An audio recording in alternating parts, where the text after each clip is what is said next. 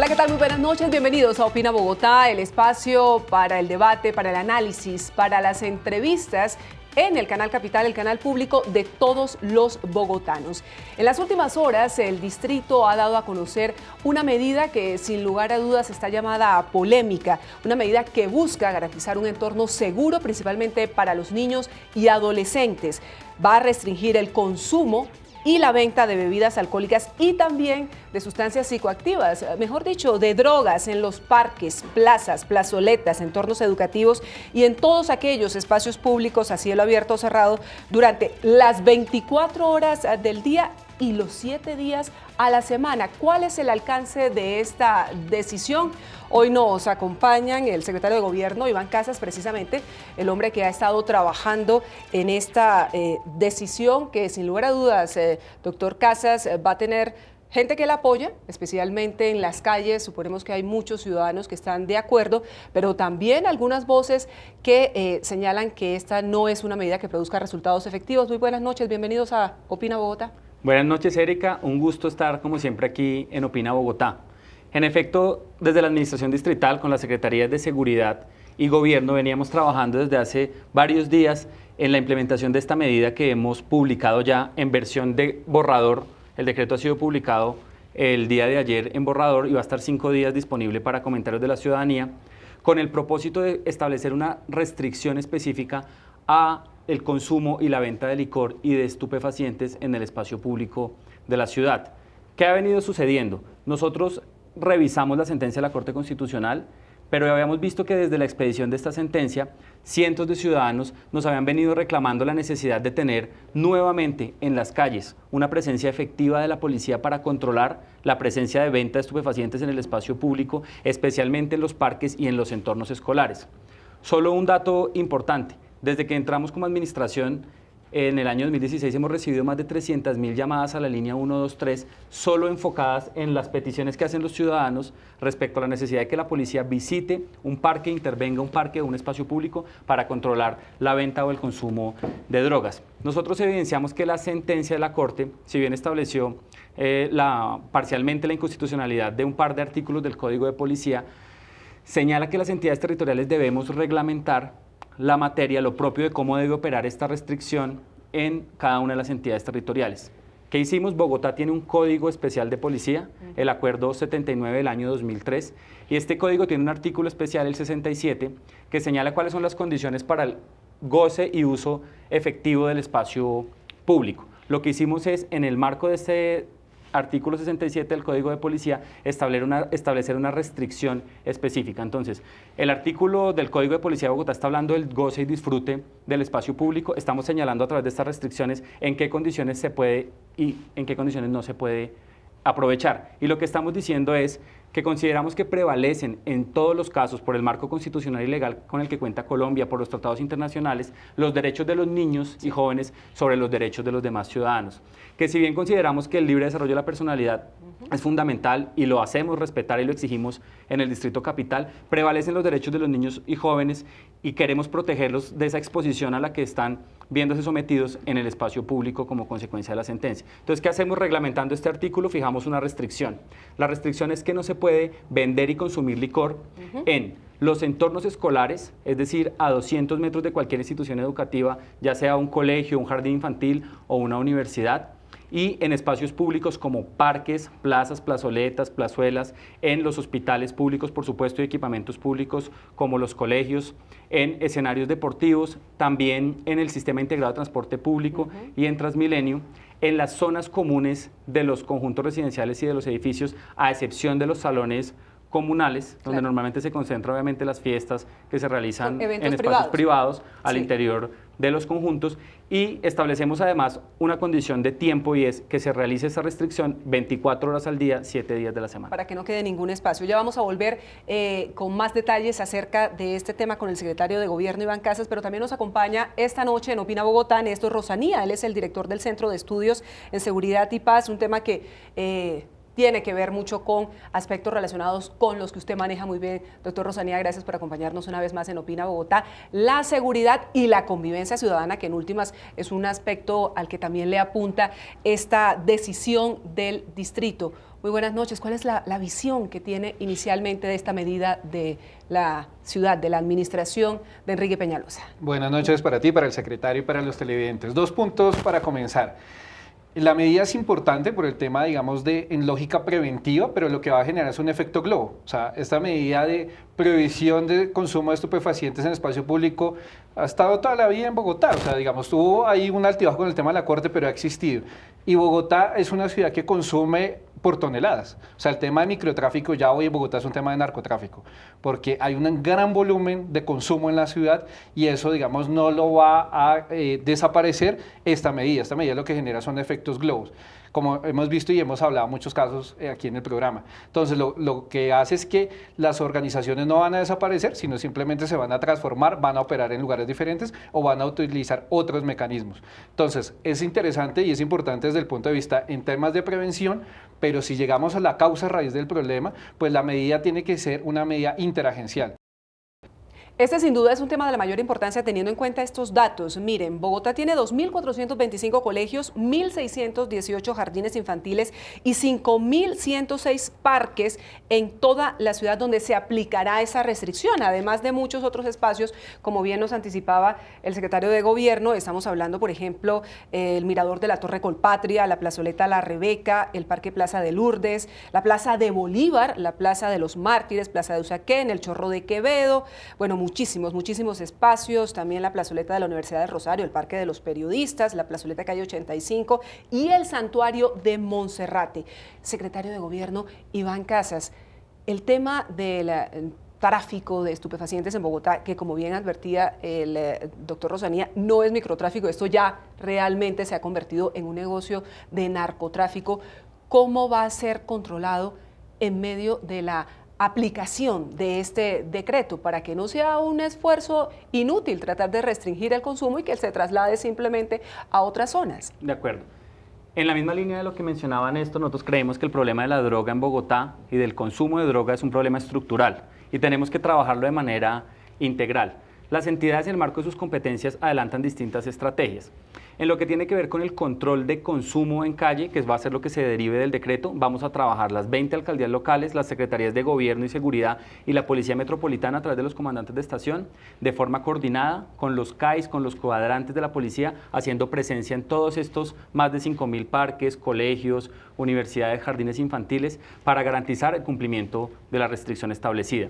En lo que tiene que ver con prevención, pues no hay que desconocer que el tema del consumo de drogas es también un problema de salud pública y hay un ejercicio preventivo muy importante que viene realizando la Secretaría de Salud y la Secretaría de Educación al interior de los colegios a través de programas que trabajan desde el núcleo familiar en todo el tema preventivo para lograr que este flagelo no siga creciendo. Un dato importante, según cifras de la Secretaría de Salud, de los 268.000 consumidores de droga que puede tener Bogotá, y también de los más de 2 millones de consumidores frecuentes de alcohol, se hizo una encuesta. Se encontró que el 25% de estas personas manifestaron que la primera vez que consumieron drogas o alcohol fue antes de los 15 años. Esto quiere decir que la población de jóvenes y de menores de edad es especialmente vulnerable respecto al consumo de estas sustancias y es mucho más fácil que obviamente en materia de lo que se consideraría un problema de salud público y preventivo se tiene que hacer con ellos.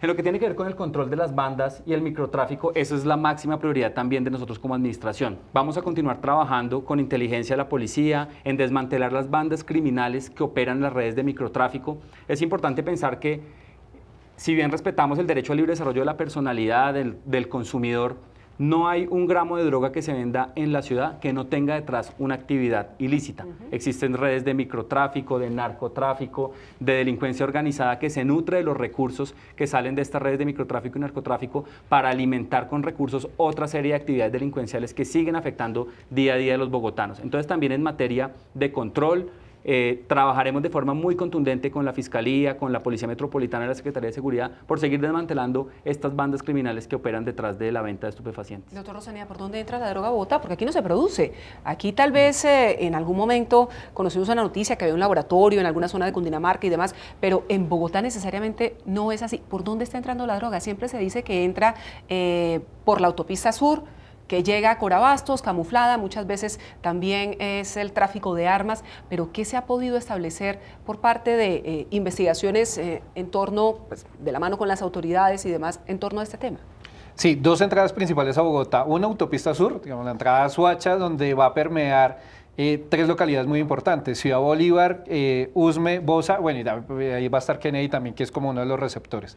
Ahora, esa droga, hay un gran volumen de marihuana que llega de la zona del norte del Cauca, Jambaló, Toribío, Tacuello, que son, digamos, lugares donde hay una altísima producción, llega a Bogotá. Segundo, que llega a Bogotá también, mucho bazuco. La gran cantidad de bazuco que llega a Bogotá viene de esa zona también del Cauca.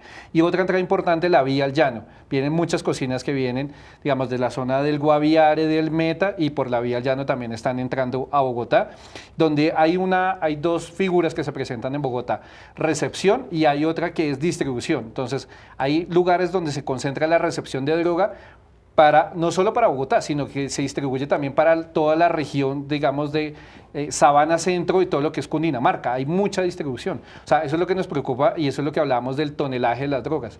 La cantidad de drogas que llega por toneladas a Bogotá no solo se queda en Bogotá, sino que hay líneas de distribución también, digamos, para los departamentos o zonas aledañas a la ciudad.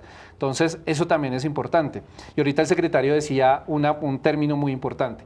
Ya no estamos hablando de temas de delincuencia común. Aquí hay crimen organizado, y crimen organizado muy bien estructurado, que tienen capacidad de inteligencia, logística, y que va desde el cultivo hasta el lavado de activos. Entonces, una cadena muy fortalecida que hay que entrarla a trabajar, y fundamentalmente con inteligencia. Yo creo que el tema de pie de fuerza, y ahorita que estamos en temas de candidaturas a alcaldía, hemos visto mucho que hay que aumentar el pie de fuerza. Claro, el pie de fuerza en la calle genera percepción de seguridad, pero no quiere decir que me va a desestructurar realmente las redes del crimen organizado. Entonces, hay que empezar también a trabajar muy fuerte eso. No solo es atacar al pequeño jíbaro que está en el parque. No, detrás de eso hay toda una estructura criminal que puede estar fuera de Bogotá, y sobre todo que tiene lavado de activos, porque esa plata, ¿dónde se queda? La gran pregunta que siempre nos hacemos: ¿cómo se llama la empresa fachada, o la cajilla de seguridad, o los bancos, o dónde está esa plata?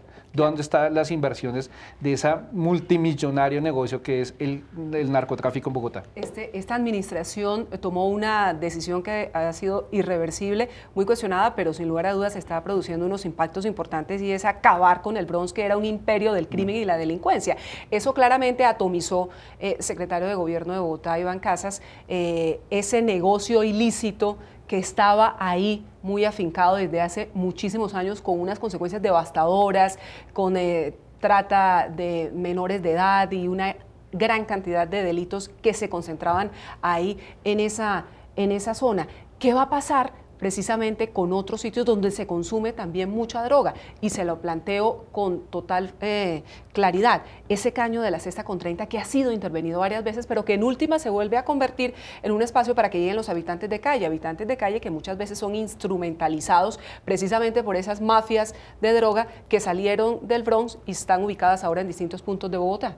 Respecto al tema Bronx, nosotros consideramos que la intervención inicial, que como tú misma mencionabas, atacó un problema de raíces: trata de personas, manipulación y explotación de personas como consecuencia de su adicción a la droga, y otra serie de delitos muy importantes que se cometían en ese sitio. Tuvo en un primer momento una percepción por parte de la ciudadanía: se dispersó el problema y no se atacó de raíz. Varios datos importantes. Desde el mismo momento de la intervención del Bronx, el trabajo que ha hecho la Secretaría Social en materia de recuperación de habitantes de calle ha sido muy contundente. Hemos logrado recuperar más de 800 ciudadanos habitantes de calle que hoy en día lograron salir del flagelo de la droga. Además de eso, es importante mencionar que acto seguido a la intervención del Bronx, atacamos otros puntos muy importantes de concentración que tenía Bogotá, que se estaban convirtiendo en sitios de similares condiciones. Hablamos de Cinco Huecos y hablamos también del barrio María Paz en la localidad de Kennedy. También desmantelamos las estructuras que operaban en ese sector, tuvimos capturas, en María Paz hubo capturas, en Cinco Huecos también, y más recientemente en el canal de la calle Sexta tuvimos también la intervención que nos permitió mover hacia los programas sociales 170 habitantes de calle. Tuvimos 13 capturas también allí, porque los delitos que se estaban cometiendo por parte de estos habitantes de calle también fueron reconocidos por la policía y fueron judicializadas estas personas. Y hoy en día no tenemos una presencia y una concentración alta en este punto. Hemos logrado recuperar el canal, estamos haciendo todo un tema de cerramiento que nos había venido pidiendo la comunidad, iluminación completa sobre toda la sobre todo a la calle Sexta de este canal, para que no vuelva a haber presencia, pero también un trabajo muy contundente social para seguirlos vinculando en los programas. Lo que hicimos el día inicial del operativo fue llevarlos a todos hacia los programas. Muchos de ellos afortunadamente han aceptado y se han vinculado con la oferta y han empezado a salir del flagelo de la droga. Otros más siguen saliendo a la calle, no los podemos retener en los programas, pero con esa persuasión permanente que realizan los Ángeles Azules de la Secretaría Social, sabemos que poco a poco estamos logrando que todos salgan de este flagelo. Los Saiyajines siguen existiendo en Bogotá. Se lo pregunto, secretario, porque sabemos que ustedes han venido investigando una serie de asesinatos con desmembramientos en hechos aislados, pero que reflejan el modus operandi de estas mafias que estaban al servicio de los capos de la droga que delinquían desde el Bronx. Sí.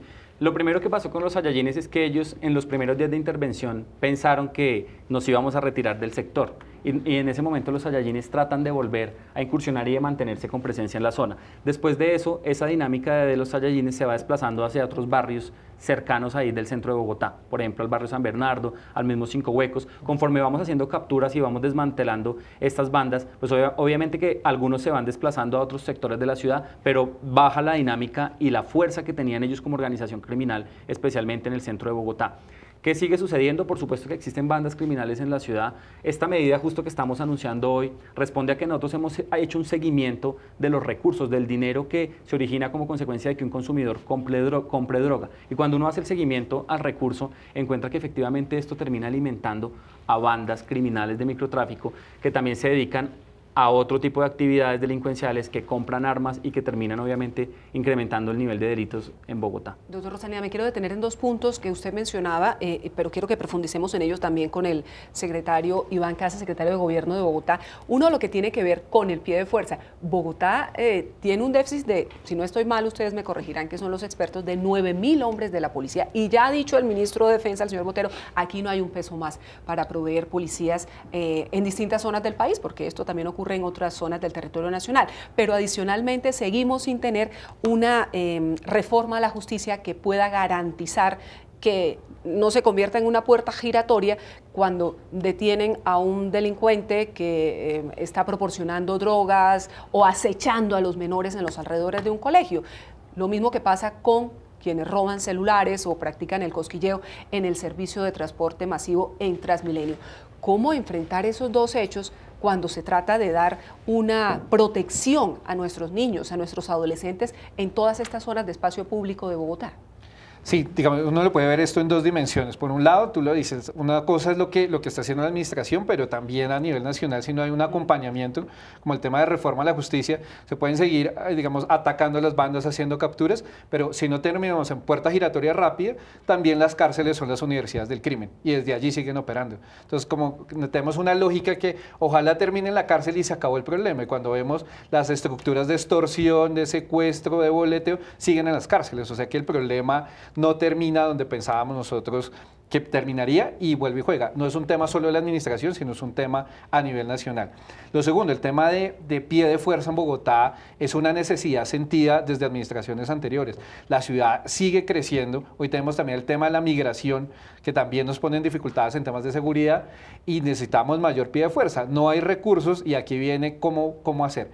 Ahora, los brasileros en un momento intentaron construir una lógica que se llamó menos grasa y más músculo, y era menos pie de fuerza en términos de hombres, mayor inversión en ciencia y tecnología, o sea, mayor cantidad de cámaras, reconocimiento biométrico. Pero ahí también viene, y ahorita el secretario, pues yo creo que nos contará sobre esto, aquí viene también un reto, y es que no solo es la cámara, o sea, la cámara que nosotros pensamos que soluciona el problema, tiene que haber un sistema integrado para que pueda hacer, digamos, capturar la información, tramitar la información y tener unidades móviles que lleguen a los lugares. O sea, hay una infraestructura detrás de la cámara, porque todos los bogotanos pensamos, no, pues llenemos esto de cámaras y se solucionó. Inglaterra le funciona porque tiene reconocimiento biométrico, entonces por la cara puede más o menos avanzar, pero nosotros no. Entonces nos va a tocar también hacer una gran inversión en temas de ciencia y tecnología, no solo en términos de pie de fuerza. Y ahora, tercero, que me parece importante es lo que decía el secretario, el Bronx, que era, digamos, era una cosa monstruosa, o sea, el tema de las torturas, las casas de pique donde metían las personas en tarros con ácido a 3 cuadras o 4 cuadras de la casa de Nariño. Era una cosa impresionante, insostenible además. Entonces, afortunadamente la administración quita el Bronx, Pero el Bronx, ¿cómo funcionaba interno? Tenía 13 taquillas. ¿Qué era una taquilla? Era una mesa de madera donde vendían marihuana, popper y todas las drogas ahí, y esa taquilla era administrada por un gancho.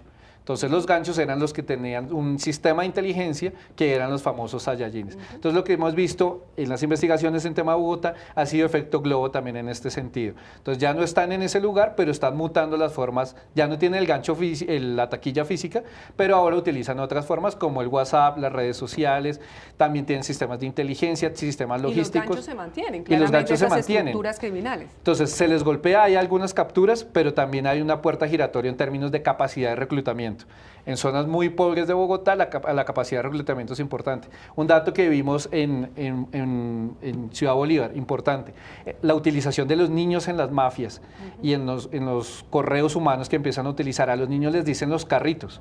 ¿Y qué es un carrito? Son niños de 7 a 9 años. En las maletas llevan papeletas de bazuco, de popper o de marihuana, que es lo que más se consume allí, y llevan partes de armas desarmadas. Entonces un niño lleva el tambor, el otro la munición, el otro lleva una varilla recuperadora, un revólver. Los niños se reúnen en un punto, arman el revólver, cometen lo que sea, extorsión, homicidio, lo que sea, desarman el revólver y los niños vuelven y se descentralizan. Cuando llegan las autoridades, pues pasa un niño de 7 años, nadie sospecha y el niño pasa al frente a ellos. Esos carritos rápidamente a los 14 años ya están vinculados a las bandas y empieza un proceso, y en entrevistas que hacíamos, esta frase que me dijo un muchacho me aterró en una entrevista que le hacíamos. Les dije, ¿cuál es su expectativa de vida? Él tenía 22 años. Me dijo, pues aquí en las pandillas, el más viejo llega a los 30 años. Decía, ¿usted cuándo ha visto un pandillero viejo? O sea, para nosotros tener 25 por arriba ya la vida se nos está acabando. Mientras que un muchacho de una universidad a los 25 años está comenzando su vida. Entonces, el tema de delincuencia en Bogotá es muy, muy profundo. Estas son medidas que van a apoyar sin lugar a dudas, digamos, intentaría, pero generan efecto globo si no están acompañadas, no solo a nivel de administración, sino a nivel nacional. Claro, es que no solamente podemos ver el problema, secretario Casas, desde la víctima, que esta medida busca precisamente garantizar la protección a los niños, niñas, adolescentes, en general a los menores de Bogotá, que son las víctimas de este tipo de estructuras criminales, sino que también hay que tener una dimensión frente a los victimarios que en últimas han sido víctimas porque no han tenido mayores posibilidades, un poco en la línea de la advertencia, de la alerta temprana que lanzaba en su momento la Defensoría del Pueblo. Pero antes de profundizar en ese tema, ¿qué se va a hacer, cómo se va a trabajar de manera coordinada entonces con el pie de fuerza que tenemos, porque no tenemos más, y yo sé que intentan estirarlo para todo, pero no hay mucho más? Y dos, con todo el tema de tecnología, ¿cómo va la incorporación de cámaras en puntos claves de la ciudad de Bogotá y qué tantas están conectadas ya a esos centros inteligentes para que produzcan información real y efectiva sobre estas mafias? Bueno, eso es muy importante. En efecto, Bogotá no puede desconocer la realidad de que necesitamos más pie de fuerza. Las intervenciones que nosotros hemos realizado contundentes, como la del Bronx o María Paz u otras, se han dado gracias a que Bogotá cuenta además con un grupo de la Fuerza Disponible de la Metropolitana, con apoyo de especialidades, que son un equipo especial con el que contamos siempre para las intervenciones fundamentales. Pero en efecto tenemos un déficit en lo que tiene que ver con completar la policía necesaria para los cuadrantes de la policía y para varias de las estaciones de policía. En complemento de eso, porque como la fuerza disponible o la necesidad de tener policía depende en su solución de la nación, nosotros hemos hecho una inversión muy importante en dotación y equipamientos para la policía. Recibimos alrededor de 300 cámaras cuando iniciamos la administración. Vamos a dejar más de 5.000 cámaras, todas conectadas con el centro de comando y control de la policía. Solo las alcaldías locales con recursos de los fondos de desarrollo local compraron alrededor de 1.600 cámaras para sus localidades. ¿Hay identificación biométrica o cómo se va a ejercer la identificación de una persona que está ofreciéndole droga a unos niños en un parque? Las cámaras de seguridad que estamos instalando, que son sistemas de videovigilancia, todos tienen un rango de acción, giro de 360 grados y un rango, digamos, de captar una placa, incluso un rostro a 150 metros de distancia. Tienen la capacidad suficiente para identificar lo que está pasando en los parques y obviamente sirven como medio de prueba para la judicialización de un delincuente. También hemos hecho un esfuerzo muy importante en dotación para la operación de los cuadrantes. Hemos comprado y vamos a dejar más de 3.000 motos, hemos comprado CAIs móviles, patrullas y paneles para el traslado de presos de la policía hacia los centros de reclusión. ¿Qué tenemos como dificultad que hace parte del marco normativo institucional? Realmente una debilidad muy grande, especialmente de la norma, en lo que tiene que ver con robos para menor cuantía, que es algo que ha señalado el alcalde en distintas oportunidades. Es muy frustrante para las autoridades, especialmente para la policía, lograr capturar a una persona y que por una captura de un robo que fue inferior a 8 millones de pesos la persona no pague cárcel. Entonces, definitivamente nosotros sí hemos hecho un llamado desde el distrito a una revisión profunda que debe hacer el Congreso de la República sobre el Código Penal en lo que tiene que ver con medidas específicas para estos robos de menor cuantía, porque están quedando realmente en la impunidad. Por más que hay una tarea muy importante que hace la policía, efectiva por capturar, se están quedando en la impunidad. Bueno, volvamos sobre ese tema de qué tanto se hace en esas zonas o cómo se ha venido avanzando el trabajo, porque hablábamos hace algún tiempo acerca de cómo se venía tratando de articular esfuerzos con la propia Defensoría, con otras secretarías del distrito para llegar a esas zonas que bien reseña el doctor Néstor Rosanía. Estamos hablando de Ciudad Bolívar, estamos hablando de San Cristóbal, estamos hablando de Kennedy, de zonas vulnerables donde se han venido asentando ciertas mafias, estructuras criminales que le están haciendo mucho daño, sobre todo amenazando mucho a la población más vulnerable, en este caso los niños menores de edad, población afrocolombiana y también, por supuesto, ciudadanos venezolanos que llegan, ¿a dónde llegan? A las zonas más pobres de Bogotá. De acuerdo. Nosotros recibimos 2 alertas tempranas por parte de la Defensoría del Pueblo. Una se concentraba en las localidades del sur de Bogotá y otras del suroccidente de Bogotá. Es decir, una está concentrada en Kennedy, Bosa, Ciudad Bolívar y otra en las localidades de San Cristóbal, Usme, Rafael Uribe Uribe. Hemos atendido las 2 alertas siguiendo al pie de la letra las recomendaciones que nos hace la Defensoría. ¿Qué nos dice la Defensoría? Más presencia interinstitucional. Hemos venido visitando cada uno de los barrios que han señalado las alertas. Recientemente una de las alertas es adicionada para incorporar las localidades de Fontibón y de Engativá. También hemos atendido estas localidades.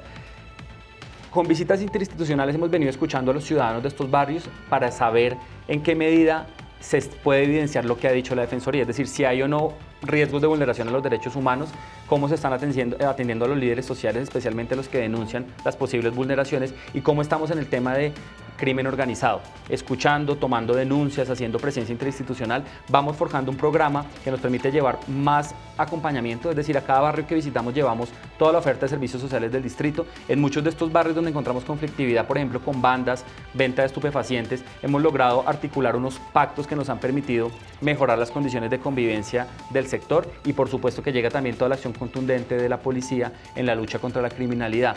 Hemos difundido además especialmente en estos barrios el programa de protección de líderes. Nosotros hemos logrado atender 749 líderes en una ruta especial de prevención y protección que tenemos. De esos líderes sociales, de esos 749, más de 500 son de otras partes del país y apenas 200 son de Bogotá. Es decir, Bogotá está recibiendo a toda esta conflictividad social y la está logrando atender de manera oportuna. Y hemos logrado, con mucho éxito, y somos muy orgullosos de eso, que se hayan asesinado en lo que llevamos de administración 0 líderes en Bogotá. Un tema que también, ya para ir redondeando, nos debe convocar es la inteligencia. ¿Cómo fortalecer la inteligencia de la que siempre se habla con mucha insistencia? Sabemos que no depende necesariamente de Bogotá, que eso requiere una inversión nacional. Y uno se pregunta como ciudadano, que paga juicioso sus impuestos, que trata de cumplir con todas las normas.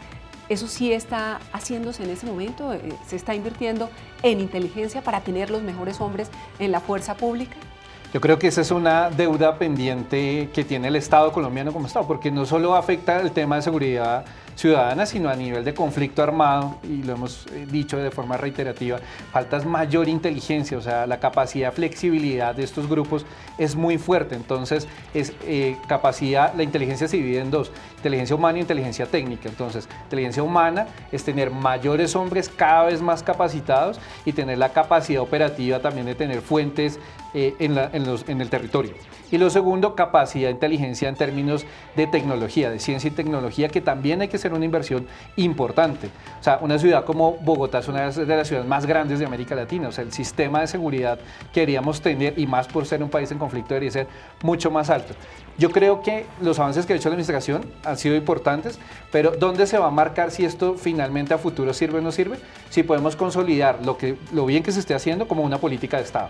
Porque va a llegar el siguiente, que eso siempre pasa en Bogotá, y llega el nuevo a desbaratar todo lo de la administración interior y comenzamos otra vez de cero. Así pasa en el Estado, así pasa en la ciudad. Entonces, el gran temor es que lo que se esté haciendo bien, que lo podamos sostener, que no haya un tema de egos políticos, sino que piensen realmente en la seguridad de la ciudad. Al oído de los candidatos, y no le pregunto al doctor Casas, porque eso sería hacer política, pero ya el decreto, usted lo mencionaba antes, está ¿En qué página? Para que todas las personas que nos ven a esta hora puedan, si tienen algunas consideraciones que hacer. Bueno, muy importante, el decreto está publicado en la página de la Secretaría Distrital de Seguridad, www.scj.seguridad, convivencia y justicia.gov.co. Es importante invitar a la ciudadanía a que consulten esta norma, este proyecto de norma y que nos hagan comentarios y sugerencias. Una claridad importante que me gustaría hacer porque ya ha surgido hoy a partir del anuncio que hemos hecho. Sí. Este decreto no está enfocado ni toca la actividad que se realice en establecimientos de comercio dedicados al expendio de bebidas embriagantes, a la venta y consumo de licor. Es decir, no está enfocado en un control y en una prohibición a los bares de la ciudad. Está enfocado en el espacio público. Exacto. Para efectos de la norma que cobija a los bares, es el decreto 667 del 2017, sigue plenamente vigente. Es la norma que fija el horario de funcionamiento de los bares. Los bares pueden seguir funcionando con normalidad, porque justamente lo que estamos diciendo respecto al consumo es se debe realizar en espacios privados y no en sitios donde, como consecuencia de realizarlo en lo público, está afectando a los niños y jóvenes. Una vez se tengan las consideraciones y demás, ¿hay fecha para que ya el decreto sea firmado por el alcalde? Sí, creemos que entre el lunes y martes de la próxima semana, una vez hechos los ajustes y revisadas y respondidas las observaciones que haga la ciudadanía, podríamos sancionar el decreto. ¿Y entraría en vigencia de manera inmediata? Inmediatamente.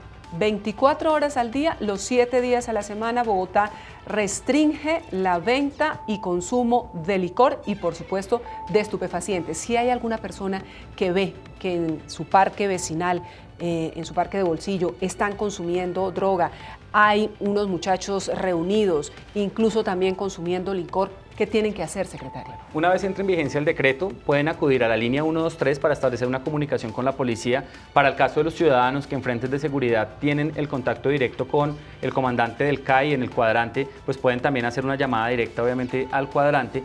Y la policía inmediatamente debe responder y en el marco de la aplicación del decreto ya vigente pueden proceder a aplicar la medida correctiva. Hemos fijado en el decreto la posibilidad de que la policía imponga una multa general tipo 2 de 220.000 pesos para las personas que sean encontradas infringiendo esta norma. ¿Y si no llega nunca la policía? Bueno, ese es un tema de atención que estamos fortaleciendo mucho en Bogotá. Hemos logrado cada vez más fortalecer la efectividad de respuesta inmediata de los ciudadanos a la línea 123. La recomendación especial que hemos hecho allí es a que los ciudadanos y vecinos de forma organizada se vinculen directamente con sus cuadrantes. Esto opera a través de un mecanismo de participación ciudadana que ha implementado la policía, que son los famosos frentes de seguridad. Los vecinos ya han creado chats en distintas zonas, en distintos barrios, para tener comunicación en línea directa con la policía. El comandante de CAI y estación se presenta directamente ante la comunidad y tienen un contacto más directo y eso nos ayuda también a reducir la brecha y a mejorar la efectividad de la reacción de la policía. Esa es una medida permanente, no es de 3 meses, no, es permanente. Es permanente. ¿Y la siguiente administración, la que llegue, puede revocarla? Por supuesto, podrían revisarla porque estamos haciendo uso de una facultad que tiene el alcalde mayor, una potestad reglamentaria. Él como autoridad de policía reglamenta lo que ya el Consejo también como autoridad ha expedido a través del Acuerdo 79 del Código de Policía de Bogotá. Así que por supuesto que una administración eventualmente podría revisar la medida. Nuestra intención ha sido que, a diferencia de lo que se había interpretado originalmente, tal vez para otras regiones del país donde se consideró que se debían establecer pico y placas o medidas con determinados horarios para determinados puntos, nuestra posición ha sido que en Bogotá no es justo y no corresponde a las necesidades puntuales de una ciudad donde hay esa dispersión tan importante de colegios, jardines, universidades y espacios públicos, poner un pico y placa. Nosotros consideramos que esta restricción en el marco del Código de Policía de Bogotá debía ser completa en las condiciones en que está quedando en el decreto. Es Iván Casas, el secretario de Gobierno de Bogotá. Gracias por haber estado con nosotros esta noche en Opina Bogotá. Muchas gracias, Erika, a ustedes por la invitación. Y también, por supuesto, a nuestro experto en temas de seguridad y paz del Centro de Estudios, su director, el doctor Néstor Rosanía, que nos ayuda a entender el contexto de todo lo que pasa en Bogotá en materia de seguridad. Muchas gracias, doctor Néstor. Gracias a ti, Erika, al secretario de todos los televidentes. Y también, por supuesto, a ustedes que nos acompañan noche tras noche aquí en Canal Capital para entender lo que pasa en Bogotá, en Colombia y el mundo con el análisis, el debate, las entrevistas